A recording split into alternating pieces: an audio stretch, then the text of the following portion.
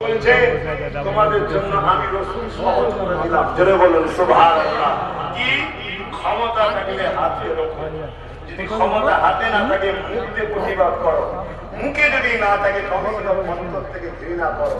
আর লাস্টের অপশনটা কেমন?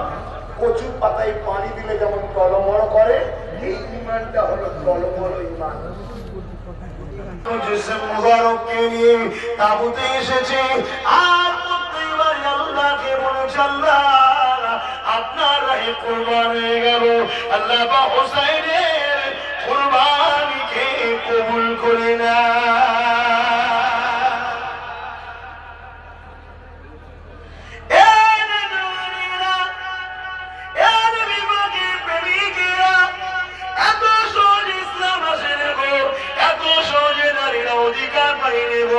এত সহজে সমাজের অন্যায় মিটে যায় নেব, এই যুবক করে দেবে।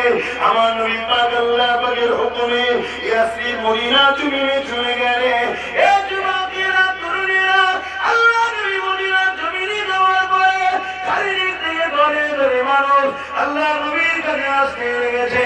নবীকে নবী বলে, এক আল্লাহকে আল্লাহ বলে দিয়ে নাই সত্যের দিকে চলে আসতে লেগেছে। এই কথাটা যখন আবু জেহেলের গায়ে চলে গেল, উতবা সাইবার গায়ে চলে গেল যে মুহাম্মদ রাসূলের দিকে মানুষ বাড়তে লেগেছে, তারা তখন সহ্য না করতে পেরে মদিনার উপরে হামলা করবে বলে এমন করে 1000 উপরে সৈন্য নিয়ে মদিনার জমিনের দিকে রওনা দেয়। বদর নামক স্থানেতে আল্লাহ নবী সাহাবাদেরকে রওনা দিলে আমি খাবো বলছে, আমি খাবো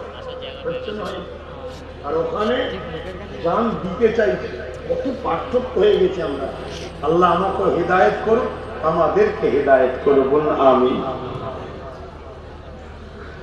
আল্লাহ নবী সাহাবাদের বিচারটা নবী পাকের কাছে চলে আসলো।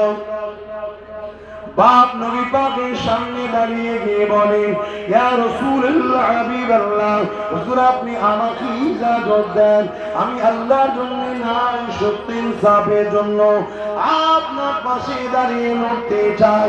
আর ছেলে বলে, ইয়া রাসূলুল্লাহ হাবিবাল্লাহ, হুজুর আপনি আমাকে ইজাজত দেন। আল্লাহ নবী দয়ার নবী ওই মুরব্বী সাহাবীকে বললেন, আপনার বয়স হয়ে গেছে, আপনি ঘরে থাকেন, আপনার যুবক ছেলেটাকে যেতে দেন। যুবকটা শুনে বড় খুশি হলো। আজ আমরা ইসলামের উপকার না করতে পেরে ইসলামের ক্ষতি করে ফেলছি। নিজেদের দিকে তাকান, আমার উপরে বেজার হবেন না। আমার কারোর সঙ্গে কোনো আত্মীয়তাও নাই, কারোর সঙ্গে কোনো ব্যবসার লেনদেনও নাই, কারোর সঙ্গে কোনো সম্পর্ক দুশ্মনীও নাই। শুধুমাত্র আল্লাহর দ্বীনের জন্য বলছি। রাসূলুল্লাহকে ভালোবাসে যে নবী আমার সারা জীবনটা তোমার আমার জন্য কত কেঁদেছে, এমনকি যেদিন দুনিয়ার জিন্দেগি কাটিয়ে নবী আমার আখিরাতের দিকে রওনা দেবে, ওই ইন্তেকালের বিছানাতে নবী শুয়ে আছে, খাজুরের তলায় শুয়ে আছে। হযরত আজরাইল চলে আসলে আল্লাহ নবীর সিনা মুবারকে হাত দিয়ে যখন হাত দিলেন, আল্লাহ নবী বলেছিলেন, ও হযরত আজরাইল আপনার কি মনে কোনো দয়া ময়া নাই?